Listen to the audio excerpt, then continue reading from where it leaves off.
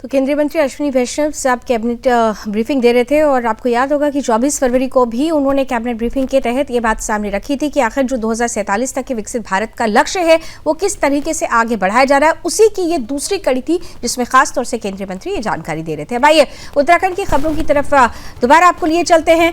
आगामी केदारनाथ धाम यात्रा की तैयारियों को लेकर प्रशासन ने अपनी गतिविधियां तेज कर दी है। इसी कड़ी में रुद्रप्रयाग जिलाधिकारी विशाल मिश्रा ने यात्रा मार्ग के अहम पड़ाव तिलवाड़ा बाजार का स्थलीय निरीक्षण किया, यात्रा से जुड़ी व्यवस्थाओं का जायजा लिया। निरीक्षण के दौरान जिलाधिकारी ने राजमार्ग की स्थिति, यातायात व्यवस्था और यात्रियों की सुविधा से जुड़े विभिन्न पहलुओं की समीक्षा की। उन्होंने संबंधित विभागों के अधिकारियों को निर्देश देते हुए कहा कि यात्रा मार्ग पर किसी भी प्रकार की अव्यवस्था नहीं होनी चाहिए और सभी व्यवस्थाएं समय रहते दुरुस्त कर ली जानी चाहिए।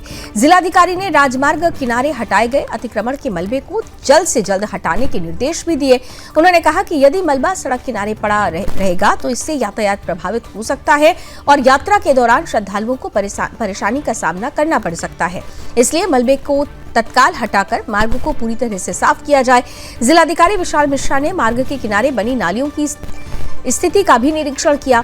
उन्होंने अधिकारियों को निर्देश दिए कि जहां जहां नालियां क्षतिग्रस्त हैं उन्हें जल्द ठीक कराया जाए और उनकी नियमित साफ सफाई भी सुनिश्चित की जाए ताकि बारिश या अन्य परिस्थितियों में जल भराव की समस्या न हो। हालांकि जिलाधिकारी ने सभी विभागों को सख्त निर्देश देते हुए कहा कि श्री केदारनाथ धाम यात्रा शुरू होने से पहले सभी आवश्यक कार्य पूरे कर लिए जाएं। उन्होंने कहा कि हर साल लाखों श्रद्धालु बाबा केदार के दर्शन के लिए पहुंचते हैं, इसलिए उनकी सुविधा और सुरक्षा प्रशासन की सर्वोच्च प्राथमिकता है। जिलाधिकारी ने यह भी कहा कि यात्रा मार्ग पर बेहतर व्यवस्थाएं सुनिश्चित करने के लिए सभी विभाग आपसी समन्वय के साथ काम करें और किसी भी स्तर पर लापरवाही बरती गई तो संबंधित अधिकारियों के खिलाफ कार्रवाई की जाएगी।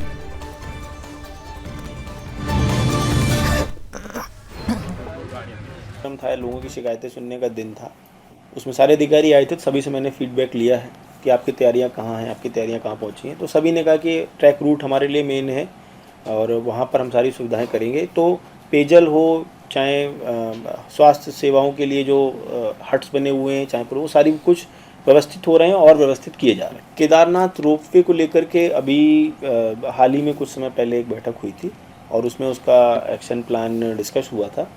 अब आने वाले समय में जो रोपवे बनाने की कंपनी है वो आएंगे और वो उनको जो भी, मुझे लगता है अगले एक सप्ताह में उनके साथ ही बैठक ड्यू है हमारी, और उनके जो भी इश्यूज़ हैं जो लैंड से रिलेटेड हैं, प्रशासन से जो कोऑर्डिनेशन चाहिए वो प्रशासन पूरी तरीके से उनके साथ है और हम लोग उनको पूरा सपोर्ट करेंगे। और अभी हमारी उनके साथ एक बैठक ड्यू।